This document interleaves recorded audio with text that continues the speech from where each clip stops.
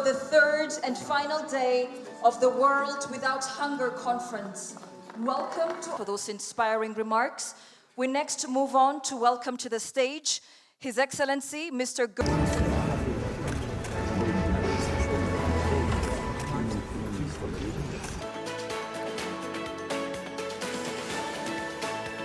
D'avoir une économie diversifiée qui ne soit pas une économie de rente, parce que We start by expressing our immense gratitude to each and every one of you. Excellency, Mr. Gerd Müller, the Director General of the United Nations Industrial Development Organization.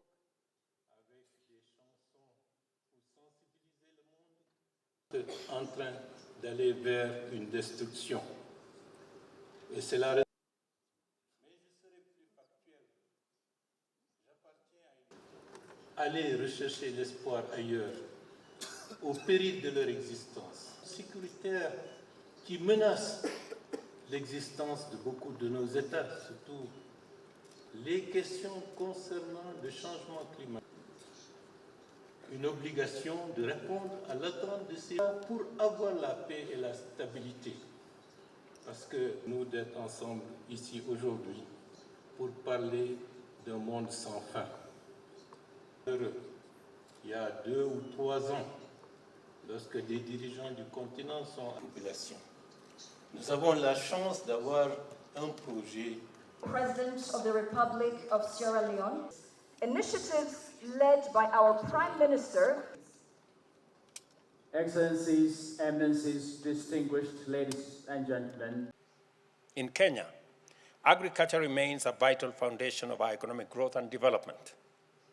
The sector contributes all the way to 30% to our GDP, account for 7% of our manufacturing, and contributes about 80% of employment of rural populations. The National Long-Term Economic Development Blueprint, our Vision 2030, recognizes the significant enhancement of agricultural productivity and agro-based industrialization to be critical drivers of sustainable growth. The work of actualizing this ambition is underway through initiatives that support farmers to access high quality and appropriate inputs. We have been able to increase productivity for 2 successive years. Just in the last 2 years, we have registered about 5.6 million farmers. And through an e-voucher system, we are distributing fertilizer, making it much more transparent, much more efficient, and much more targeted. And we have seen results of making sure that farmers have access to the correct inputs and correct seeds and appropriate quantities of fertilizers. Further, crops and livestock insurance programs are showing promising results by enabling farmers to stay productive in the face of risk and uncertainty, especially on matters climate. Additionally, the government doubled investment in our homegrown school feeding program to $30 million in 2023, enhancing its capacity to provide school meals and keep vulnerable children in school, and at the same time support local food systems in the communities around our schools. It is now well known globally. Kenya continues to champion radical reforms to the institutional architecture of the global financial system in order to promote fairness and inclusivity, both in representation and decision-making, as well as in providing resources that can be sustainably invested to address Africa's unique challenges. This gathering is important because it mobilizes us to reflect about the state of our shared responsibility and commitment to guaranteeing universal access to safe, sufficient, and nutritious food. The 2024 State of Food Security and Nutrition in the World Report states that in 2023, last year, 730 million people in the world faced hunger. In Africa, the situation was even more grave, with 1 in every 5 Africans affected. The report further revealed that over 2.8 billion people globally cannot afford a healthy diet. And the severity of hunger is classified as alarming in many countries, including Burundi, Chad, Madagascar, Somalia, South Sudan, and Yemen. Let us bear in mind that beyond food insecurity, hunger represents a condition of profound poverty of well-being, health, as well as freedom, opportunity, and dignity. It is time to attend to the need to maximize the potential of our agricultural and food systems to feed the world's population as a matter of urgency. One fact stands out on the scope of work that must be undertaken. 1/3 of all food produced for humanity's consumption is lost or wasted, particularly at the post-harvest phase. And this is due to insufficient infrastructure, technology, and local capacity. This loss translates to about 1.3 billion tons annually and costs the world about $1 trillion and represents a significant component of our total food deficit. The stark condition of the global food security situation demonstrates that we are considerably off track and, without a radical strategic turnaround, are unlikely to meet the second Sustainable Development Goal, that is zero hunger. The only way out of this tragic failure requires us to undertake bold and ambitious collective actions in tackling the root causes of hunger. We must develop agricultural communities and systems that meet the unique needs of our diverse requirements. We must invest aggressively to expand sustainable production in all value chains that constitute our food systems and prioritize strategies aimed at building resilient food systems. The flagship outcome of the inaugural Africa Climate Summit and the Nairobi Declaration called for international support in addressing the links between low climate resilience and our country's sovereign debt burden, and the need for a global financial system that empowers economies to pursue inclusive economic transformation and climate action simultaneously. It is encouraging that we have gathered here to affirm our recognition that the fight against hunger demands committed collective action on an ambitious scale. This is important and indeed a historic consensus, but only the first step on the road to a world without hunger. Our journey will require boldness and collaboration, and that's why I commend international organizations like UNIDO and FAO for their instrumental roles in fostering sustainable food systems and in promoting greater awareness among different stakeholders. It is time for us to deploy the power of our partnerships beyond policymaking to securing substantial commitment in pursuit of tangible actions, like we have seen in Ethiopia. It hasn't happened by chance. It is deliberate, it is intentional, it is well thought out. Expanding irrigation systems to support our agricultural productivity, especially in the context of unpredictable weather, making sure that there is adequate water storage in dams, in ponds, and in other systems, ensuring that there is adequate infrastructure to support post-harvest management of produce,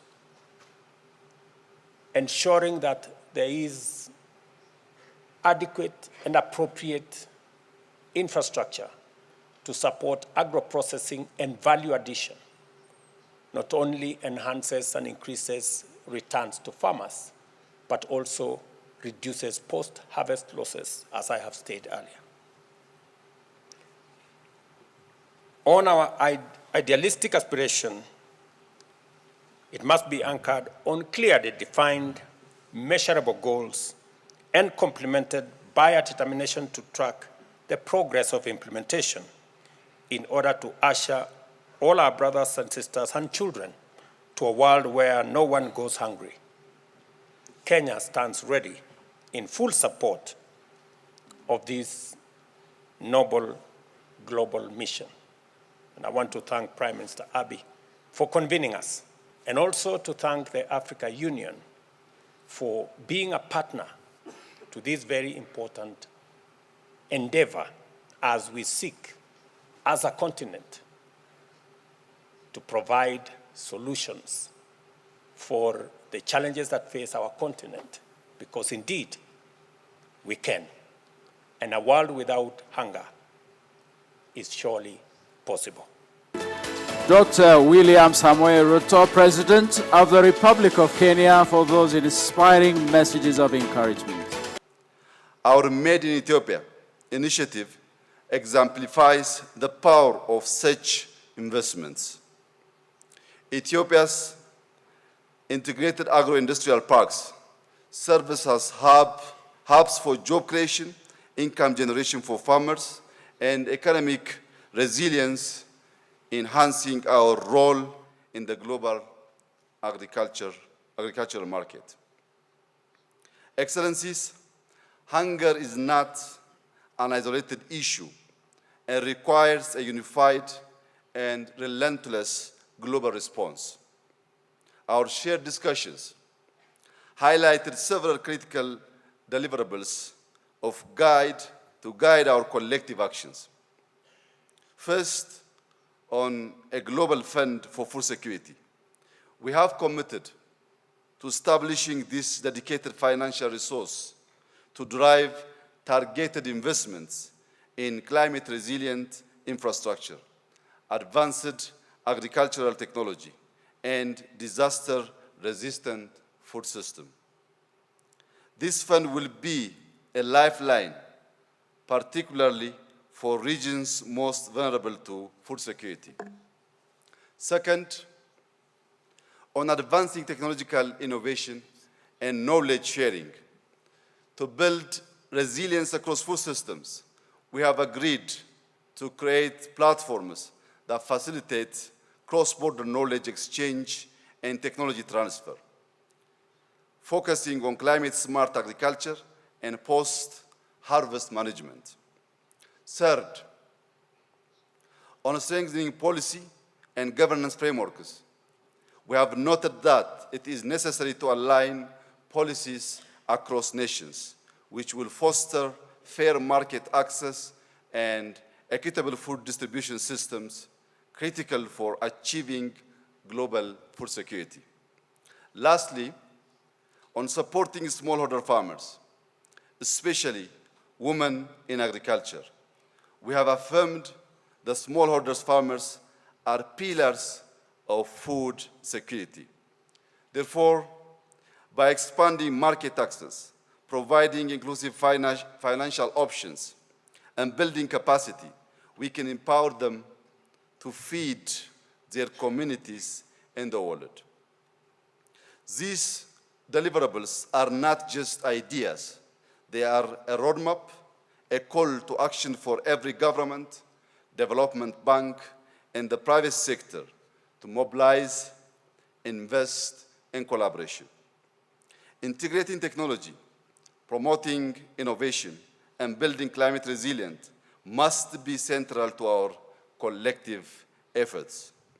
Let us transform these commitments into actions. In closing, I extend my gratitude once again to our co-organizers and to everyone who contributed to the success of this conference. Together, we can create a future where food security, dignity, and opportunity are accessible to all. I thank you. So we all know Africa has great potential. We talked about this the last 2 days. But the continent needs real partnership. And today, now, I am calling on the industrialized countries. The industrialized countries, the G7, they must fulfill their commitments from the future, from the past. And that is the 0.7 goal, the climate fund commitment, a debt relief especially for LDC countries in Africa, access to the finance market, and fair trade and market conditions. The industrialized countries have to fulfill their given commitments.